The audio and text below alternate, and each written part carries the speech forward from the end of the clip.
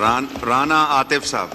मैं अपने हल्का NA 101 फैसलाबाद की आवाम का शुक्रिया अदा करता हूँ, जिन्होंने मुझे तकरीबन 50,000 वोटों की लीड से मुंतखब करवाया, फॉर्म 45 के मुताबिक भी और फॉर्म 47 के मुताबिक भी।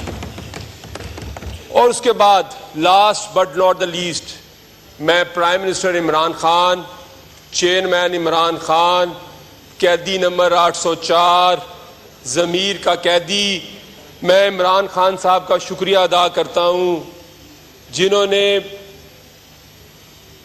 मुझ पे एतमाद का इजहार किया और मुझे टिकट दिया। जनाब स्पीकर, मेरा ताल्लुक किसी सियासी खानवादे से नहीं, मैं कोई किसी सियासी घर से नहीं, मैं एक प्रोफेशनल था। ना मैं सियासत शौक से आया, ना मैं सियासत अपनी चौधराहट के लिए आया। मैं सियासत में सिर्फ इमरान खान के नज़रिए पे आया, और वो नज़रिया ये था कि हम पाकिस्तान को एक इस्लामी फलाही रियासत बना सकते हैं। और वो लोग जो सियासत सिर्फ अपनी ज़ात के लिए नहीं करते, अपने बैंक बैलेंस के लिए नहीं करते, अपनी शान व शौकत के लिए नहीं करते, ताकि वो लोग सियासत में आ सकें।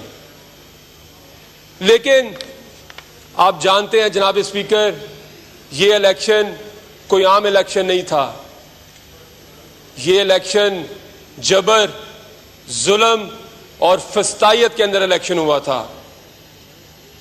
हम लोगों को एक लंबी जुल्म की दास्तान थी। हमारे यहाँ पे जितने भी मेंबर बैठे हुए हैं मोअज़्ज़ज़, इनके ऊपर एक नहीं, दो नहीं, 5 नहीं, दर्जनों FIR थी। इनको कागजात नामजदगी हम सबको जमा करवाने में जितनी दुश्वारी थी, शायद हमारी ये जो हुकूमती बेंचों पे फॉर्म 47 पे लोग बैठे हुए हैं, इनको इतनी इलेक्शन लड़ने में दुश्वारी ना पेश आई हो। हम जब कैंपेन पे निकलते थे तो पुलिस हमारे पीछे होती थी, और जब ये कैंपेन पे निकलते थे तो पुलिस इनके आगे होती थी। और हमें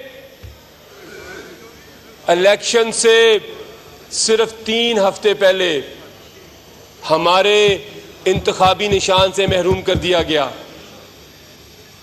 और आपने फिर देखा कि जिस तरह पाकिस्तान की आवाम ने खैबर से लेके कराची तक एक पार्टी पाकिस्तान तहरीक इंसाफ को, एक लीडर को इमरान खान को और एक नजरिए को जिस तरह वोट दिया, और 3/4 से ज्यादा फॉर्म 45 के मुताबिक निशिस्तें दी। लेकिन क्या होता है कि 9 फरवरी को वो मैंडेट छीन लिया जाता है। जनाब स्पीकर, जमहूरियत का पहला असूल ये होता है कि जो पार्टी इलेक्शन हारती है वो अपनी शिकस्त तस्लीम करती है। लेकिन यहाँ पे हमने देखा कि अपनी शिकस्त तस्लीम करने की बजाय 9 फरवरी की रात को विक्ट्री स्पीच कर दी जाती है। और यह भी दुनिया की तारीख का रिकॉर्ड था कि 20 सीटों वाली जमात ने विक्ट्री स्पीच कर दी। लेकिन उससे पहले जनाब स्पीकर, पाकिस्तान का आइन यह गारंटी करता है कि अगर असेंबली अपनी मुकर्ररा मुद्दत से पहले तहलील कर दी जाए तो 90 दिन के अंदर इलेक्शन होगा। ये साइन पाकिस्तान के अंदर लिखा हुआ है।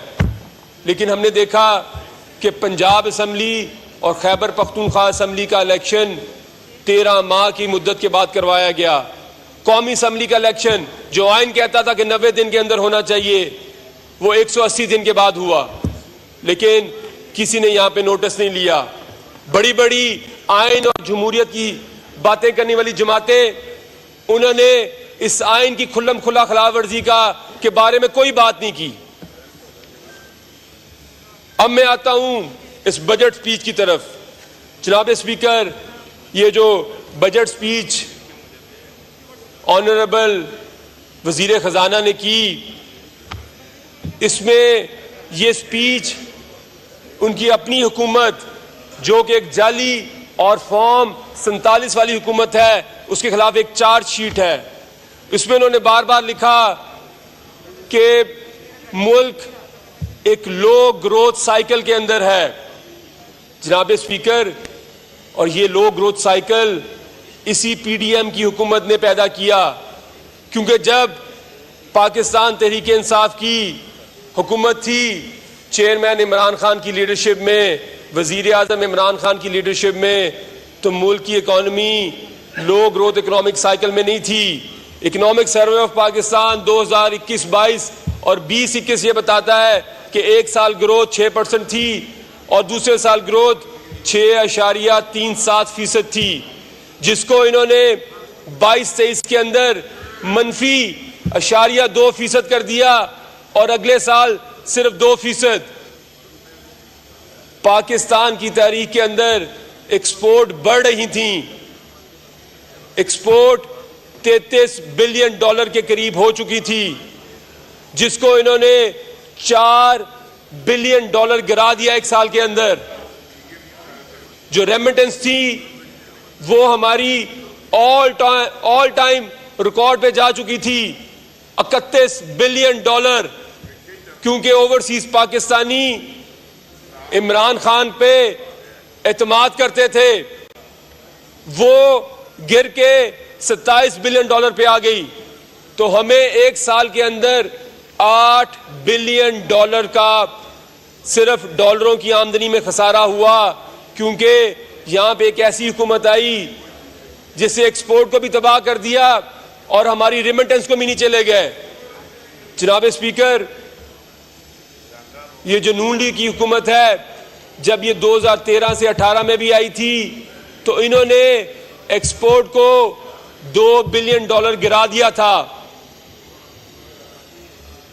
जनाब स्पीकर, यहां पे बात की गई बिजली के सर्कुलर डेट की, कैपेसिटी पेमेंट की, और कहा गया कि इस साल जो 2024-25 का साल है, इस साल सर्कुलर डेट नहीं बढ़ेगा। जनाब स्पीकर, मुझे हैरानगी हुई कि वजीर खजाना साहब प्राइवेट सेक्टर से आए हैं, मईशत को समझते हैं।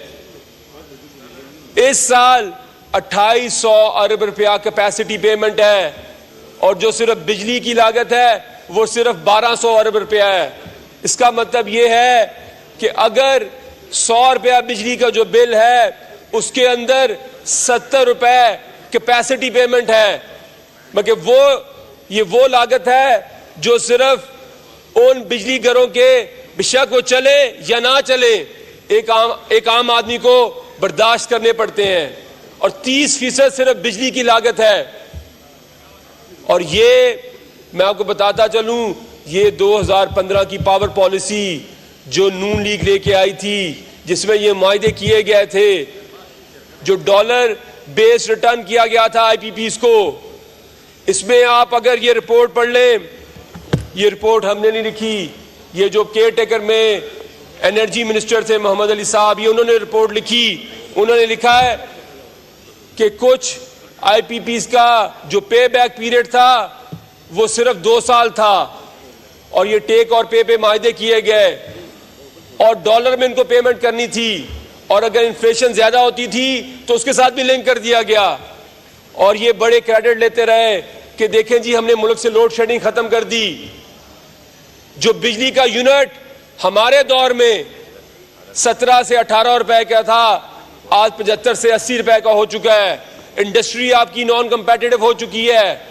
हमारे दौर में बिजली की डिमांड 27,500 मेगावाट हो चुकी थी, जो कि अब 21 से 22,000 मेगावाट रह चुकी है। तो मैं बताता चलूं ऑनरेबल फाइनेंस मिनिस्टर को कि ये सर्कुलर डेट तो बढ़ेगा, ये कम नहीं होगा, और ये बजट सिर्फ एक मफरूजों के ऊपर एक डॉक्यूमेंट तैयार कर दिया गया है। शुक्रिया। अब वाइंड अप करें, आपको 1 मिनट है, 10 मिनट होने को हैं। तो मैं आपको बताता चलूं कि ये जो हुकूमत है, ये हुकूमत हर लिहाज से ना इनके पास विल है ना इनके पास मैंडेट है, ना इनके पास विजन है।